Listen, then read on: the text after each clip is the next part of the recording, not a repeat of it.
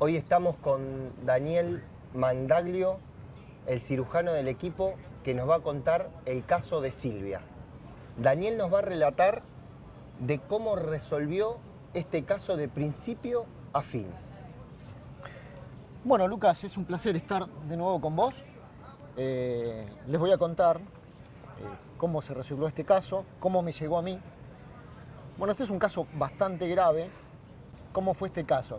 Un colega me llama y me consulta por un caso tremendamente grave de una mordedura de perro donde le arrancó el labio inferior. Obviamente yo tengo que tener los elementos para poder evaluar a la paciente y saber el plan que voy a utilizar, tanto táctica y técnica quirúrgica. Entonces le digo que me envíe fotografías para saber cómo actuar. Me envía las fotografías y realmente se le veían los dientes, le faltaba el 80% del labio inferior. Entonces le digo que me lo traiga en el lapso de 2 horas. ¿Por qué en el lapso de 2 horas? Porque estas heridas suelen infectarse, se consideran heridas sucias por la saliva del perro. Entonces era un caso que tenía que resolverlo rápidamente antes de que se infecte. No solamente eso, está la situación de que por ahí hay más pérdida de sustancia, o sea que de un 80% podía pasar a un 90% o más, porque existe el riesgo de necrosis. Era una urgencia. Exactamente, era una urgencia. Había que resolverlo en el momento. Ahí tuve que evaluarla. La paciente vino vendada, yo no sabía si ella había visto el traumatismo que ella tenía. La verdad que era bastante impresionante porque como le faltaba mucho del labio inferior, se veían los dientes. Entonces yo me imaginé que la paciente iba a estar traumada. Eso a mí me choqueó porque la paciente estaba sumamente tranquila. No solamente que estaba tranquila, sino que estaba sin dolor. Hablaba perfectamente, obviamente con la dificultad por no tener el labio inferior, pero se manifestaba bien, estaba tranquila, estaba estable, incluso no sangraba, eso también llamaba la atención. Obviamente se había producido la coagulación, y bueno, evalué, había tejido todavía vital, porque es importantísimo eso, yo no quería que se pierda tejido. Ya había diseñado mentalmente qué era lo que iba a hacer. Bueno, cuando llegó el caso, evaluó a la paciente, la ingresamos a quirófano. Obviamente estos casos se tienen que hacer con anestesia general, hubo que dormir a la paciente. Ya estaba todo el equipo quirúrgico preparado. Cuando uno piensa en reconstrucción del labio inferior tiene que tener, por ahí es un poco científico lo que digo, ¿no? Pero se tiene que entender. Cuando uno reconstruye el labio inferior hay que pensar varias cosas. Primero es la función. La función del labio son dos. Básicamente es la contención de la saliva dentro de la boca.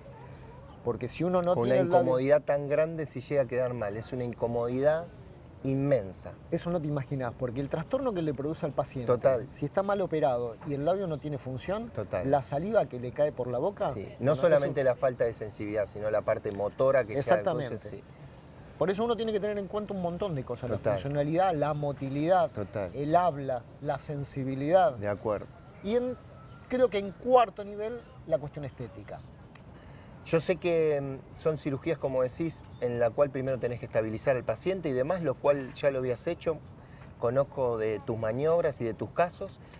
¿Cuánto se tardó para que la gente conozca cuánto se tarda un tipo de esta cirugía en un principio, ¿no? Como decís, después vamos por la parte estética, pero en la primera parte devolverle esa función y estabilizar a esta paciente.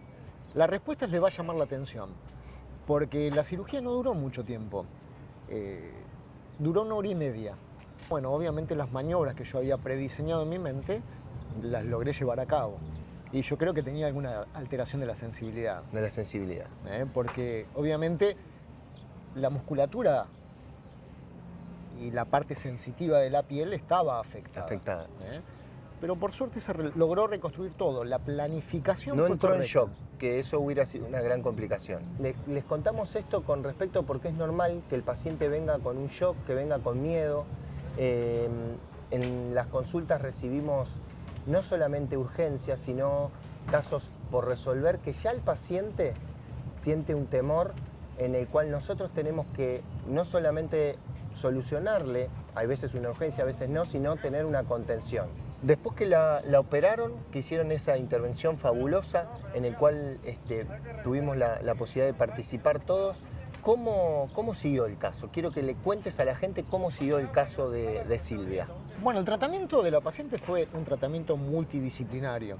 La vimos muchos médicos, incluso vos también la viste, y cuando la paciente se despertó de la anestesia, pasó a la habitación.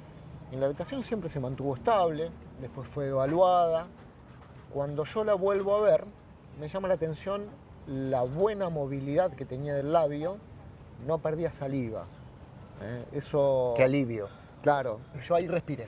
Qué verdaderamente, porque bueno, uno por ahí se enorgullece también de los trabajos bien realizados. Totalmente. Y lo comparte completamente con el paciente porque bueno, uno logra una empatía y es como que se pone en el lugar del paciente. Siempre. Eso nos pasa a todos los que hacemos medicina bien. Muy bien.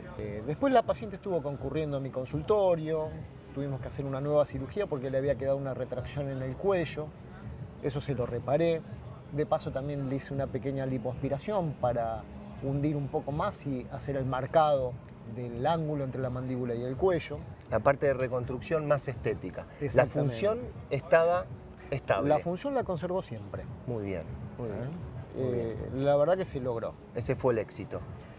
Ya le vamos a mostrar otros casos que compartimos con el doctor, lo que es la parte de rinomodelación, ¿sí? No solamente urgencias, y la parte de labios. Me dijiste que tenías una conformidad, de acuerdo a la evaluación, de un 30-40%. Con la parte de ácido hialurónico, ¿qué lograste? Mira, yo logré con el ácido hialurónico llevar el resultado estético a un 70%, 70-80%. Antes había tenido un 30%, pero el 70-80% en estos casos es tremendamente satisfactorio porque es un trauma severo. Vos imaginate que tenía un arrancamiento del 70 u 80% del labio inferior. Es una paciente profesional, es arquitecta, puede trabajar, no tiene pudor de mostrarse. Al principio, cuando recién habíamos operado, la paciente se vendaba y salía con una venda. Después no, después obviamente se dio cuenta que los resultados eran bastante buenos, entonces se sacó la venda y ahora se presenta en sociedad sin ningún trauma. La verdad que bueno, hemos logrado también una empatía con la paciente, una relación médico-paciente y en cierta forma una amistad, porque bueno, obviamente hemos estado mucho tiempo juntos, trabajando juntos, porque ella también puso lo suyo. No me imagino la satisfacción que produce, tuve la suerte de participarlo, cómo se siente esa empatía. Lo que quiero contarles es que este tipo de urgencias bien resueltas deja al profesional y principalmente al paciente con salud, que es lo que nosotros siempre buscamos.